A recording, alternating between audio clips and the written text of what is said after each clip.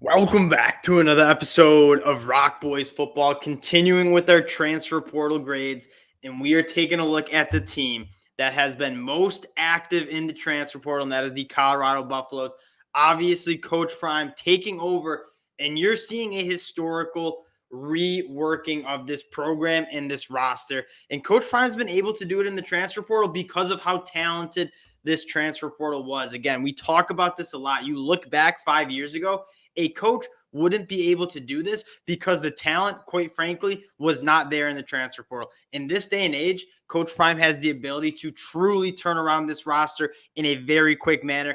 We're going to get into what my portal grade is for Colorado. Spoiler, it's pretty good. And then we're going to talk about what are the players. I mean, you were coming in and bringing pretty much a whole new starting 11 on both sides of the football. We're going to take a look at kind of a projected depth chart and what kind of roles each of these transfers have. Again, 45 commits. We'll fly through it again. Before we get into it, though, just want to say thank you to you guys. Again, the support you guys have shown, especially the Colorado fans, truly incredible. If you do enjoy the content, consider subscribing to the channel. This is, in my mind, one of the most, probably the most intriguing story heading into 2023. So if you do enjoy the content, lock in, consider subscribing to the channel because we're talking a lot of Colorado Buffaloes this summer. And they got 13 open scholarship positions still left to fill. So they're not done in the transfer portal by any means either. Again, appreciate all the support. Let's get into it. We have some news though. So EJ Horton decommits from Colorado, commits to Colorado. That is the burner wide receiver from Marshall. But they bring in Javon Antonio, who's a 6'4", 215-pound wide receiver from Northwestern State.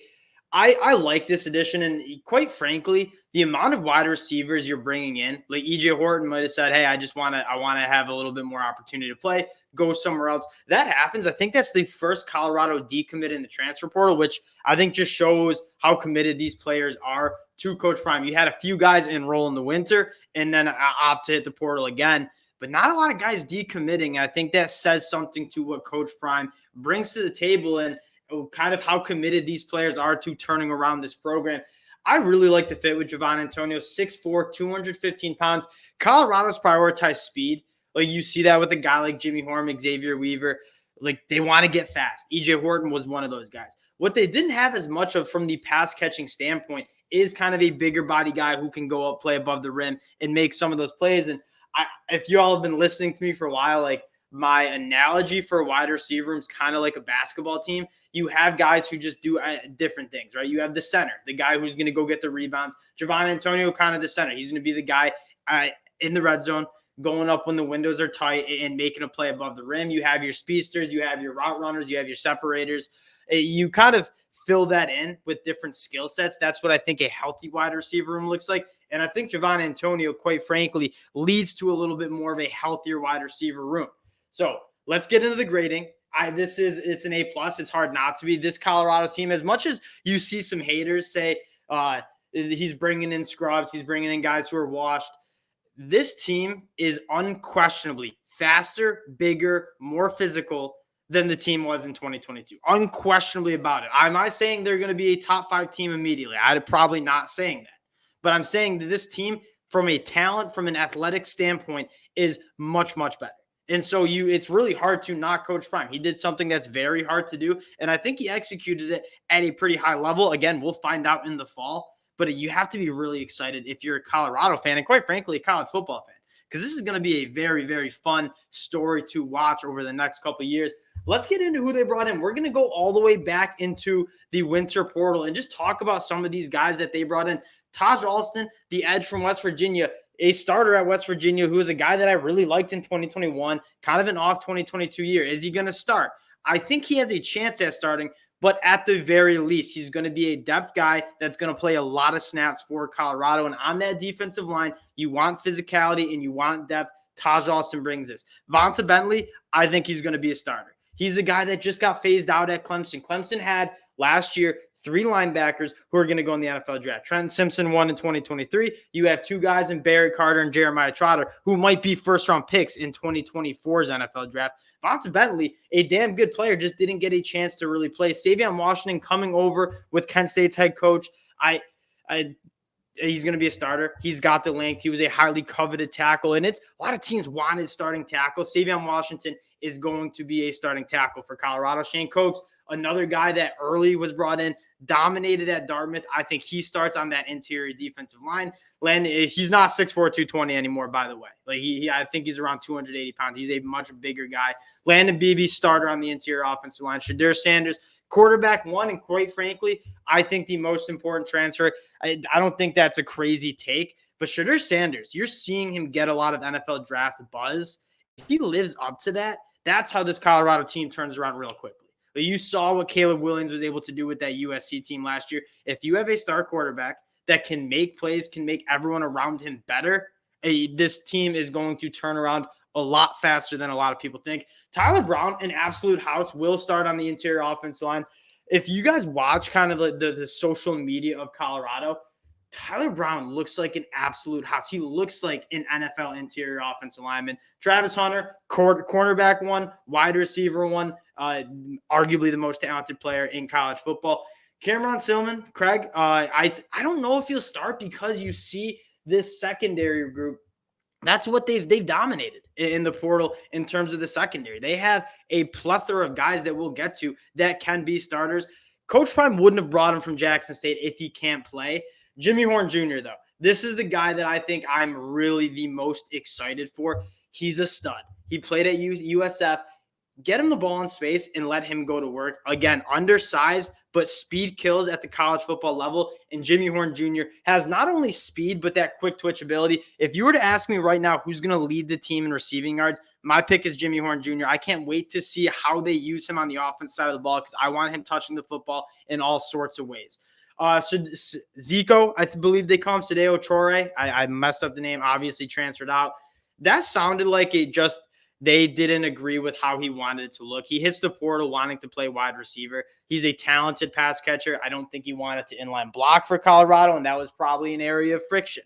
Mark Bassett, punter, not really sure. I'm not going to speak on the second. I really can't give y'all much on that. I know they have Jay Feely's son coming in too, so overall, you want competition in the special teams room. So Mark Bassett, Alejandro Mata, they're going to be competing. I like that. Jeremiah Brown, linebacker. I don't think he plays. I don't think he starts. A good depth piece for sure, but I don't think he starts because we're going to get to another linebacker that I'm a big fan of. Leonard Payne, him and Shane Coates, probably the starters on the interior defensive line. You got some big dogs who you're excited about, and they're going to clean it up for some really talented linebackers. Tavion Beasley also hit the portal after spring ball.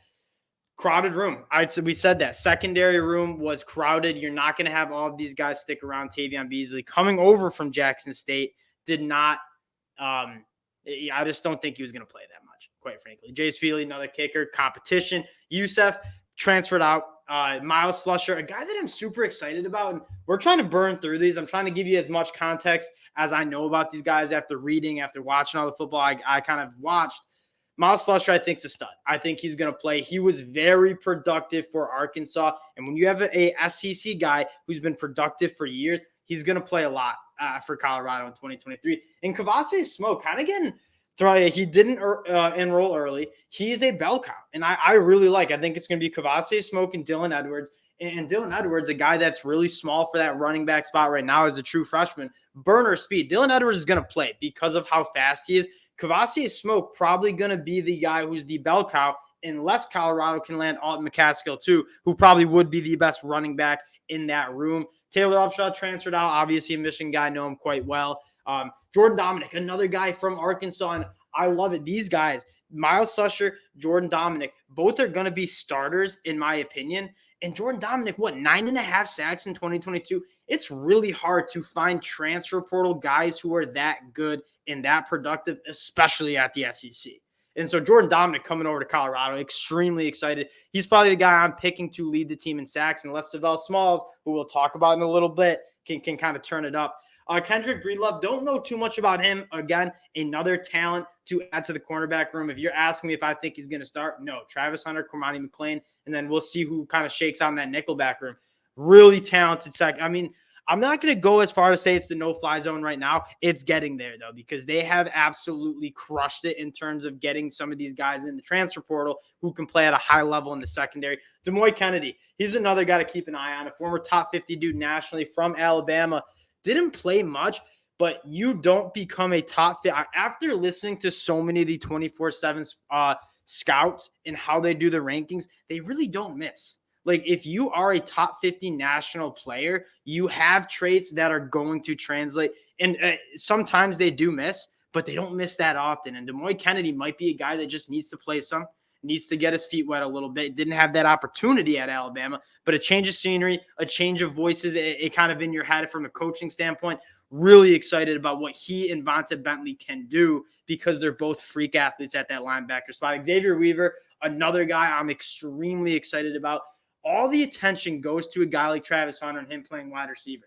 Xavier Weaver and Jimmy Horn Jr., two guys who caught for over 700 yards at USF last year. That was a bad offense. Xavier Weaver, more of a really smooth mover. And you're getting two guys who are going to be good after the catch, who are going to create separation early. Deion Sanders getting the ball out of his hands quick, hitting these guys in stride. If you're asking two of the guys that I'm most excited for, Xavier Weaver and Jimmy Horn Jr. are up there. Jack Bailey coming over from Kent State with Coach Lewis. I don't know if he'll start. I doubt he'll start. But again, that's when you're bringing in 45 guys in the transfer portal, they're not all going to be starters, and they know that too. You have to have depth at those positions, especially on the trenches. Jack Bailey, one of those guys. Moving on, Divvy Harris from Old Dominion did not start, but was really productive with the snaps he played. So I'm excited about that. Willie Gaines, another guy I like. Vito Tisdale, though.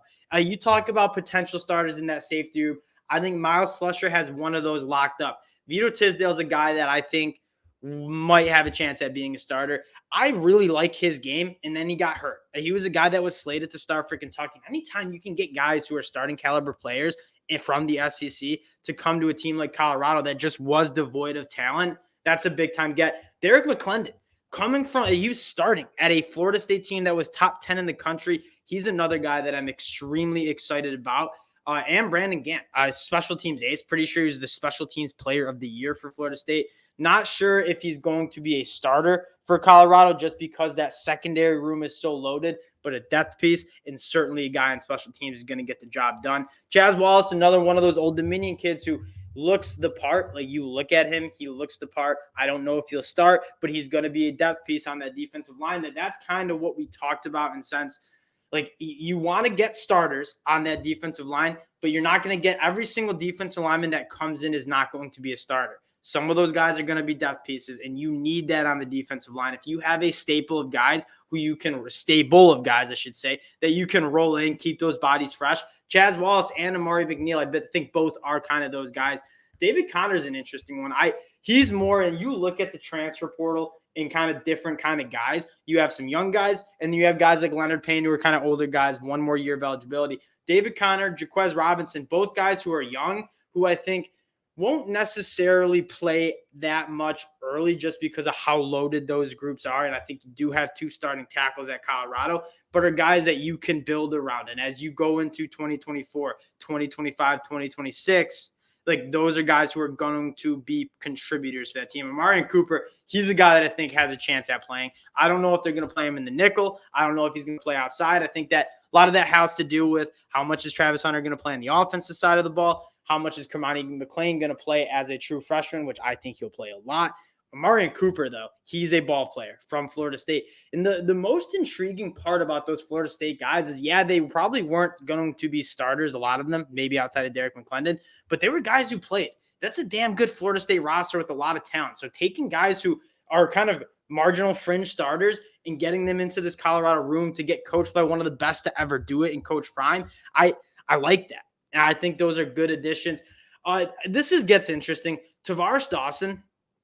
I want to make sure I say that name right. He's got some serious juice. Didn't necessarily get to play too much at Auburn. I don't know if he'll be a starter, but he's going to be a guy that's going to get some burn.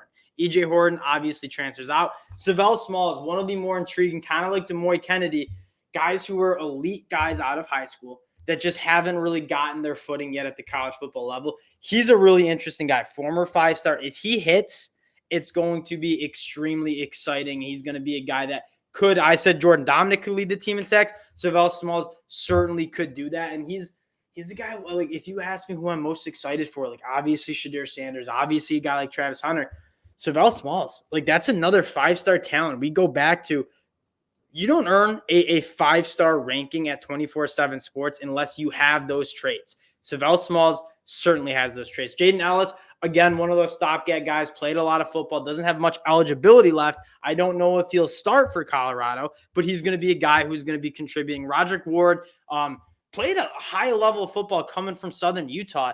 I don't know. Again, not sure if he's starting, but again, a good depth player who's played really good at the college football level, albeit it might not be that Power 5 level.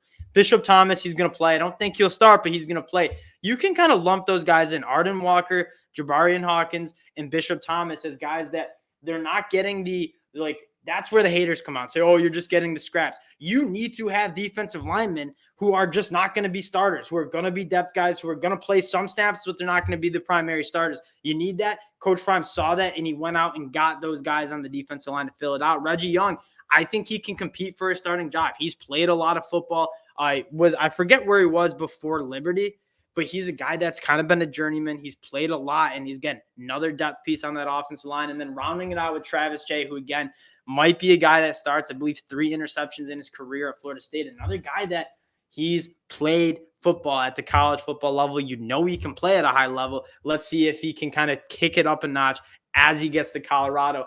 You talk about what Colorado was able to do in the transfer portal. They filled out a whole roster. And again, you're taking some guys who might be backups, might be depth guys, might be developmental guys. You need to do that when you're overturning the whole roster. Even a team like Georgia, Alabama, Michigan, they don't have just starting level caliber players everywhere. You need to have the depth guys. That's an important aspect of college football. Injuries happen. Guys get there. Like, you don't know what's going to happen, but you got to have guys who can play in that depth position. And Colorado did that. Coach Prime did that. And again, not everyone's going to be a starter, but again, you feel way, way better about this Colorado roster from a size standpoint, from an athlete standpoint, from a speed standpoint than you did last year. And it's only going to get better because Coach Prime is going to get the recruiting going from the high school level. And we'll talk about that a little bit. Is what is Coach Prime's transfer portal edition is going to look like a year from now? It's probably going to be pretty active again, but I don't think it'll be as active once Coach Prime gets his guys in that 2024 class coming in, gets his guys a year or two under in that 2023 class. Good, healthy college football programs use the transfer portal to kind of fill in depth charts, not overhaul a depth chart. Colorado was not a healthy football program, and so they needed to do that. But as Coach Prime starts recruiting at that high school level, developing guys, you'll start to see a shift from hammering the transfer portal.